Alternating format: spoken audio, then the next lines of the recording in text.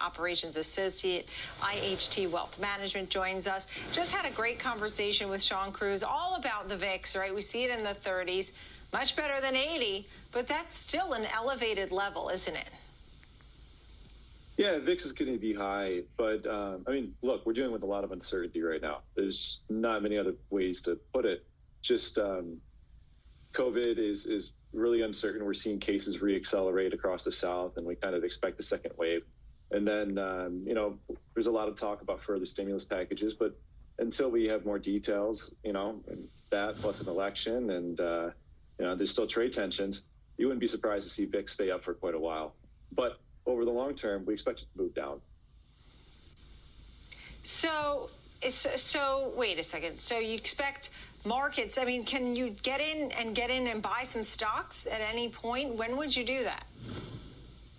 I think you have to be looking to buy on dips, right? We're biased towards the markets going higher over, the next 6 months, 12 months, 24 months, right? Obviously, the best time to buy was, 2-3 months ago, right? Market was down 20, down 30. That's when you wanted to buy. But given where we are today, where things are probably pretty fairly valued, you're looking to buy on dips and you're looking for continued stimulus to kind of keep things ticking up and for the unemployment rate to slowly move down. And we're looking forward to markets kind of getting back to normal and resuming a march higher. So tell me about some of the opportunities that you're looking at in the tech names. I know you mentioned a few here in our notes of discussion. I mean, that's an area that has shown innovation and growth over the last decade, and people are saying what was working is still working. And what's not working is clearly not going to change anytime soon. Maybe you're in that same camp. But tell me a little bit about some of the tech names and tech ideas that you like. Yeah, so I think there's a couple different ways of looking at this. But I think big picture, the one that we like the most is talking about which company has the best tech, regardless of what sector they're in, okay?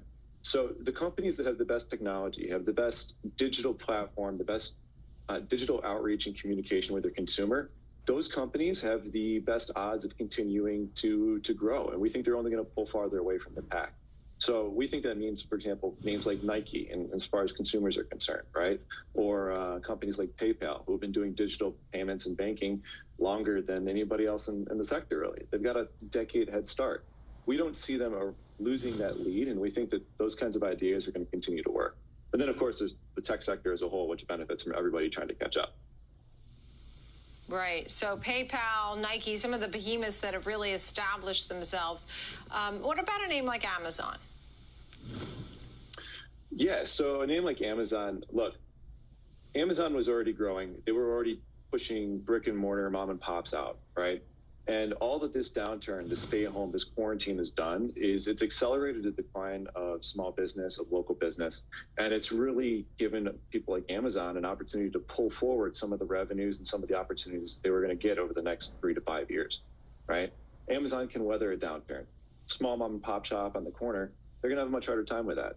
So Amazon's benefiting. All the big companies really are benefiting. And the people who are getting hurt the most are the small companies. And I don't just mean like small caps. I mean, mom, pop, people on the corner, people down the street. Yeah. And names like VMware, Micron, we were just showing some of those tech-related names or semis. Do you like that group for the longer term? Yeah. So as people continue to pivot towards tech, and as tech takes on a larger and larger role in just really every business's day-to-day operations, I think you have to really like the backbone of technology. You have to like the semiconductors, the people like VMware who allow your cloud operators to scale up more efficiently. Those are the companies that are essential to the back end and to making everything work. And, we think that there's a continued runway. Everybody has to play catch up and try to tech up right now, and those companies are going to be the benefiters.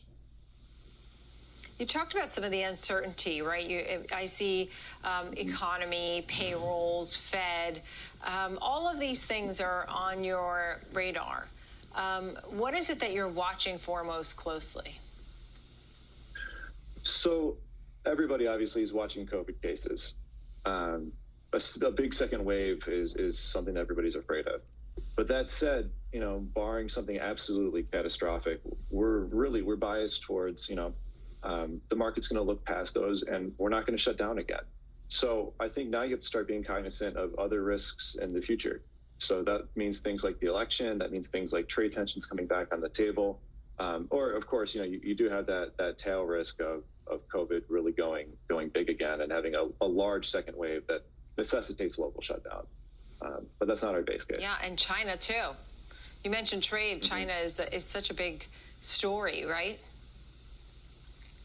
Yeah, so China, I mean, look, not only are they dealing with COVID and trying to pump their own economy up, right? But trade tensions are something that's going to be ongoing. They want to bring their tech in-house. They want to become an independent global superpower. This is pretty well known, pretty well accepted. And for us to expect them to do anything but kind of play hardball with trade, I don't think that's us being responsible and fair to our investors. Now, that doesn't mean that China's, not a good place to invest. Shoot, they're still going to be growing 4%, 5%, 6% a year as we look out. Maybe not this year, but we look out over the next couple of years. Oh, so you would still invest in Chinese stocks? So you'd still invest. Some people staying away from international. So you would invest internationally in Chinese stocks, for example. Yeah, I think you have to be willing to look at Chinese stocks. The Chinese consumer is continuing to grow, and for as many trade tensions as we have, China still consumes some 80% of what they produce, and they produce some 80% plus of what they consume. They are becoming more and more domestically focused every day, and they're large tech companies, they're large consumer-oriented companies. Not only are they growing within China, but they're also growing across Southeast Asia. So we think that there's actually a lot of opportunity there. Yeah, it's interesting. I mean, Tesla's doing well, particularly with its Chinese platform there, right? Making the Model 3 there and getting it out, and it's working. When I think about Chinese stocks, I mean, I'm thinking about Alibaba and JD.com and Tencent, just to name a few. Is that in the game plan of the names that you're thinking? That's definitely what I'm thinking about, right? We're talking about those big kind of internet-based consumption-oriented companies. These are the companies that, just kind of like their counterparts in the United States, are the ones who, if anything, are benefiting from a downturn and from, a shift to more digital and online shopping, digital payments. They're the companies who are set up to handle it, to provide what the consumers want during a difficult time period. And we expect them to be able to weather, the crisis, to weather any sort of downturn and to come out stronger on the other side. Whereas your mom and pop shops in China, just like your mom and pop shops here, they're going to have a hard time. You know what I think is interesting, too? The way energy is moving the whole market. When energy was down 3%, it was dragging down everything. And then energy is up now and was trying to pull everything up.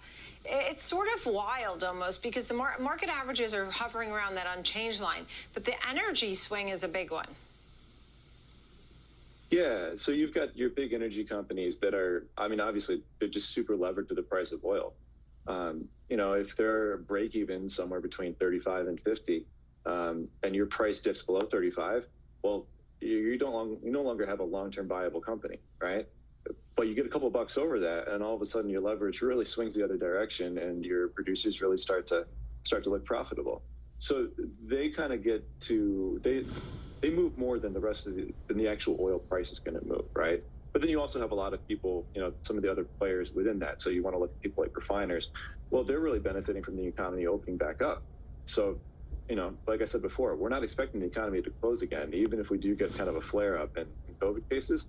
So you have to look at, people who are going to be moving around, driving around.